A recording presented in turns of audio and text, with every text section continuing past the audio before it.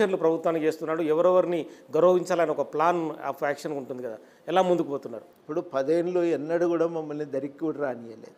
అది వాస్తవమే కదా. ఈ రాష్ట్రానికి వ్యతిరేక శక్తులం కాదు, ఏం కాదు. ఈ ప్రత్యేక రాష్ట్ర సాధనకు మా వంతు ప్రయత్నం చేసినటువంటి వాళ్ళమే. కానీ ప్రభుత్వం నన్నే కాదు, ఏ ఉద్యమకారుణ్ణి అడిగి పిలిచింది లేదు.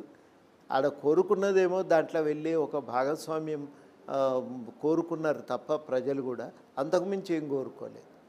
ఎవరో ఉద్యమంతో సంబంధం లేని వాళ్ళందరూ పోయినరు తప్ప ఉత్సవాల్లోకి మేము పోలేకపోయినాం. ఏదన్నా జరిగితే మాకు మేముగా విడిగా చేసుకున్న కార్యక్రమాలే తప్ప ఒక ఉమ్మడి ఉత్సవంగా దాన్ని ఎప్పుడూ జరపలేదు.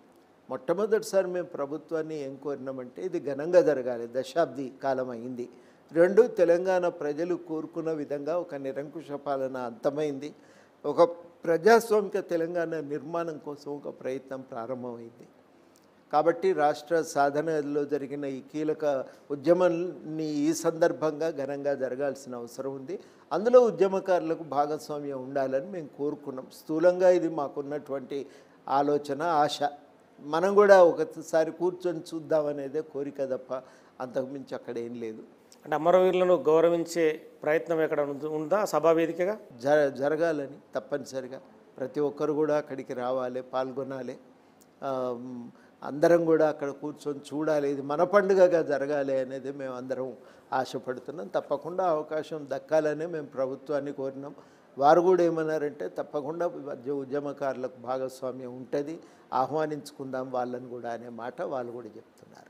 అమరవీరుల కుటుంబాలకు గత ప్రభుత్వం చేసింది తక్కువ అనేది మీరు చాలాసార్లు ఆరోపించారు. ఈ కాంగ్రెస్ ప్రభుత్వంలో వాళ్ళను గమనించి వాళ్ళ ఇళ్లలకు వెళ్ళి వాళ్లకు తగినంత ఏదో రూపకంగా సహాయం కావచ్చు, ఉద్యోగాలు కావచ్చు, ఇంకో రకం కావచ్చు, అటువంటి ప్లాన్ ఆఫ్ యాక్షన్ అంటే కోదండరాం సార్ నుంచి ఏమన్నా ప్రభుత్వానికి అందుతుందా? ఇప్పుడు గత ప్రభుత్వం జీవో 80లో చెప్పినవి ఉన్నాయి కదా. ఆ 80లో చెప్పిన దాని ప్రకారం కేవలం 10 లక్షల సహాయం మాత్రమే కాక కొంత భూమి ఇవ్వాలి, పెన్షను, ఇట్లాంటివి సలహాలు ఉన్నాయి దాంట్లో. అవి సంపూర్ణంగా అమలు కాలేదు. మొట్టమొదటి ఏంటంటే అది అమలు కావాలనేది ఒకటైతే, రెండోది ఇప్పుడు గవర్నమెంట్ 10 లక్షల సహాయం చేసింది, తర్వాత జాబ్ ఇచ్చింది ఇంట్లో ఒకరికి. దానివల్ల జరిగింది ఏంటంటే ఒకరు ఉద్యోగం పొందిండ్రు, ఇంట్లో పిల్ల ఉంటే పిల్లయింది. ఇప్పుడు వృద్ధులైన తల్లిదండ్రుల పరిస్థితి ఏంది అంటే అది ప్రశ్నార్థకమే కాదు. పెన్షన్ లాంటిది ఇప్పుడు వాళ్ళకు పెన్షన్ లాంటిది ఇవ్వాల్సిన అవసరం ఉంది. లేదంటే దున్నుకొని బతుకుతాం అనుకునే వాళ్ళకి భూమి ఇవ్వటమో చేయాలి.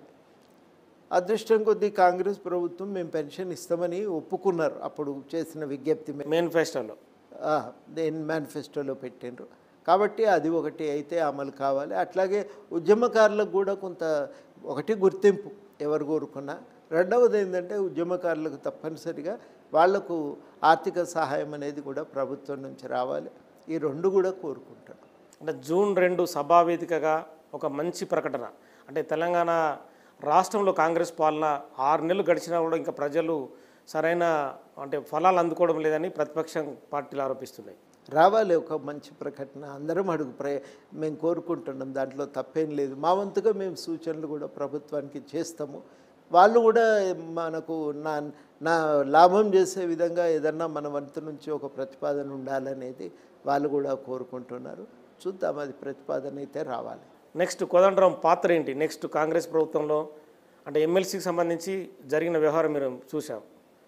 అంటే నెక్స్ట్ ఏం పాత్ర పోషించబోతున్నారు? ఒకటి మేము భాగస్వామ్యం కోరుకుంటున్నాం, ప్రభుత్వానికి తెలుసు. ఇక అది వారి నిర్ణయం తీసుకుంటారు, తీసుకోవాల్సిన అవసరం ఉంది. ఇక రెండవది చాలా కీలకమైందంటే ప్రభుత్వానికి ప్రజలకు మధ్య వారధిగా పనిచేస్తామని చాలాసార్లు చెప్పినాం. ఆ ప్రయత్నం చాలా సీరియస్గానే కొనసాగిస్తాం. మీ అబ్జర్వేషన్లో గత 6 నెలల కాలంలో ప్రభుత్వ పనితీరు ఎలా ఉంది? బాగానే